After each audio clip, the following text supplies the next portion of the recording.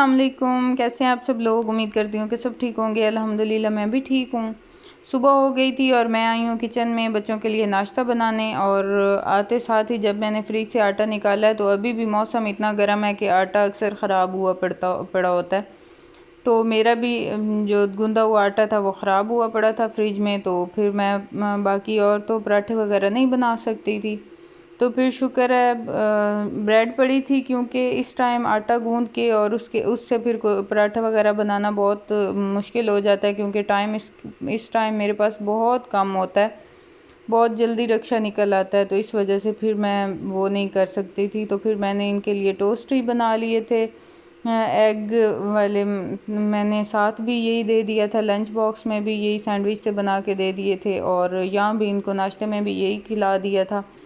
तो आज शाहबान को भी भेजना था स्कूल, क्योंकि जब से उसका पाँव ख़राब हुआ है वो हुआ है ना मसला पाँव का, तो उस टाइम से ये फिर स्कूल नहीं जा रही। 3-4 छुट्टियां इसकी हो चुकी हैं और अभी तक भी इसकी होनी थी, अगर क्योंकि इसका 3-4 दिन में मज़ीद भी पाँव ठीक होने वाला नहीं था। जो इसको चोट आई हुई है ना, वो थोड़ी सी टाइम लगता है उसको हील होने में, तो इस वजह से फिर अभी तक उसका कोई चांस नहीं था पाँव का ठीक होने का। और मैं बहुत डिस्टर्ब थी इस वजह से, क्योंकि इसकी पढ़ाई का काफ़ी हर्ज हो रहा था।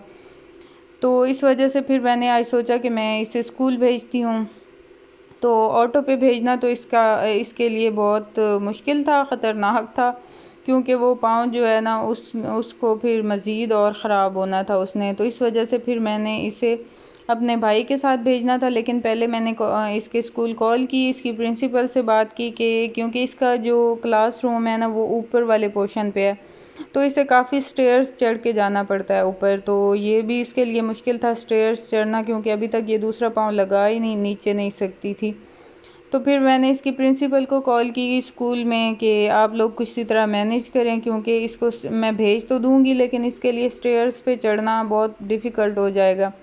तो उन्होंने कहा कि नहीं, कोई मसला नहीं है, आप भेज दें। तो फिर मैंने भी उनको यही सजेशन दी थी कि ऐसा हो सकता है कि मैं उन्हें भेज दूं उसे, और आप पीएन को बोल के, और ये पीएन इसे ना ऊपर क्लासरूम में बिठा भी आए और छुट्टी टाइम नीचे उतार भी आए। तो उन्होंने कहा ठीक है, हम मैनेज कर लेंगे, आप ना बेफ़िक्र होके भेज दें। तो फिर मैंने शाहबान को भेज दिया, और अल्हम्दुलिल्लाह उन्होंने स्कूल वालों ने बहुत कोऑपरेट किया हमारे साथ। तो उन्होंने क्लास ही नीचे रख ली, मतलब नीचे वाले पोर्शन में उन्होंने शिफ्ट कर दी क्लास ही। जब तक इसका पाँव ठीक नहीं होता उस वक्त तक फिर वो नीचे ही क्लास लगाया करेंगे, ऊपर नहीं लगाएंगे। तो उसके बाद फिर अफ़ान तो रिक्शे पे चला गया था, और शाहबान को फिर मैंने अपने भाई के साथ भेजा था। और उसके बाद फिर मेरी नंद लोगों ने कहा कि आप लोग हमारी तरफ आ जाएं, यहीं से इसके लिए इजी हो जाएगा स्कूल जाना, क्योंकि गांव से शहर आना फिर मसला होता था शाहबान के लिए। तो फिर मैं इधर ही आ गई, क्योंकि मेरी नंद का घर बिल्कुल इनके स्कूल के पास ही है, बिल्कुल वॉकिंग डिस्टेंस पे ही है। तो वहाँ से आसानी होनी थी, क्योंकि इतने फासले पे आना जाना मुश्किल था शाहबान को, और तकलीफ़ होनी थी पाँव में। तो फिर बच्चों को भेज के स्कूल, और पीछे से फिर मैं भी उधर ही चली गई थी शहर ही। तो फिर मेरी कज़न ने कॉल की, और उसने मुझे बहुत इंसिस्ट किया कि आज मेरे पास ही रुकें आप, मेरा बहुत दिल कर रहा है। तो फिर मैंने कहा कि चलें आज रात रुक जाती हूँ। रात रुकने का तो मेरा प्लान नहीं था, लेकिन दिन एक गुजार लेती हूँ। तो फिर मैं इधर आई, तो हमने काफ़ी टाइम यहाँ स्पेंड किया। बच्चे सारे स्कूल थे, जब बच्चे स्कूल होते हैं तो बहुत सुकून होता है। तो वो तो स्कूल थे, तो इधर मेरी कज़न के कपड़े स्टिच हो के आए पड़े थे। वैसे तो हाँ, हम मतलब हमारे पास और कुछ करने को नहीं था। तो फिर उसने कहा कि मेरे कपड़े एक तो देखें स्टिच हुए पड़े आए पड़े हैं स्टिच होके, और दूसरा उसकी थोड़ी सी है कि वो कहती है कि आप ना मतलब कोई भी कज़न पहन के मुझे मेरे कपड़े दिखाएं, ताकि मुझे पता चले कि ये पहना हुआ ड्रेस कैसे लगता है। तो यही उसने उसका ये भी मसला इधर भी यही था कि आप मुझे पहन के दिखा दें, तो मुझे ना मैं देखूँगी कि कैसा लगता है ये ड्रेस पहना हुआ। तो फिर मैंने कहा ये तो कोई मसला ही नहीं इस चीज़ की, तो मैं शौकीन हूँ ऑलरेडी, मुझे बहुत पसंद है कपड़े और इस तरह की चीज़ें ना।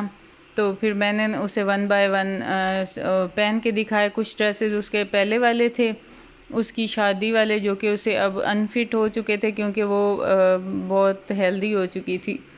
तो बाकी कुछ जो है वो न्यू थे। ये वाला भी मस्टर्ड कलर का भी न्यू था, स्टिच होके आया हुआ था। तो फिर मैंने 1 बाय 1 करके सारे पहन के दिखाए। तो बाकी फिर वो बस यही कह रही थी कि अब मैंने इतना हो जाना है कि मुझे ये सारे फिट हो जाएं, क्योंकि जो शादी वाले कपड़े होते हैं ना वो बहुत प्यारे प्यारे होते हैं और फिर बाद में बड़ा दिल करता है उनको पहनने का। तो बाद में मोस्टली लड़कियों को वो फिट नहीं आते, तो इस वजह से ना फिर लड़कियां कोशिश करती हैं कि हमने अब इतना स्मार्ट होना है कि ये कपड़े हमें आ जाएं। ये वाला ड्रेस जो है ये मेरी कज़न का एंगेजमेंट का था। एंगेजमेंट पे उसका मतलब ससुराली ये वाला कलर चाहते थे कि ये पहने, लेकिन मैंने उसे ये पहनने नहीं दिया था क्योंकि ये वाला कलर एंगेजमेंट के इवेंट के मुताबिक नहीं था, बहुत रेड सा था, ब्राइडल्स वेयर जैसे होते हैं इस तरह का था। तो फिर मैंने कहा कि नहीं गोल्डन पहन लो, क्योंकि गोल्डन भी ड्रेस था अंदर, वो भी बहुत प्यारा था। तो मैंने कहा गोल्डन कलर का पहन लें क्योंकि वो एंगेजमेंट के लिहाज से परफेक्ट है। ये रेड और ये वाले जो है ना ये एंगेजमेंट के लिहाज से नहीं है। तो फिर इसने वही पहना था, गोल्डन ही पहना था, जो कि बहुत प्यारा लगा था पहना हुआ।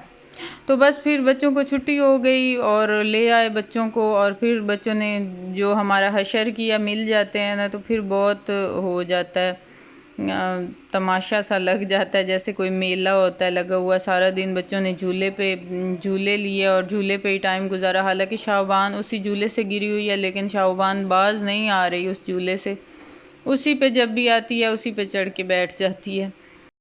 और ऊपर से कल इनका स्कूल भी ऑफ है, हमारे यहाँ 40वां है ना कल, तो इस वजह से फिर वो छुट्टी होती है हमारे एरिया में, क्योंकि 40वां मनाया जाता है यहाँ, अहले तशी मनाते हैं मतलब इस एरिया में। तो इस वजह से फिर यहाँ जो सारे स्कूल हैं वो बंद होते हैं। बस यही थी मेरी आज की वीडियो। आई होप कि आप लोगों को पसंद आई होगी। अगर पसंद आई हो तो लाइक और सब्सक्राइब ज़रूर कीजिएगा। अल्लाह हाफिज़।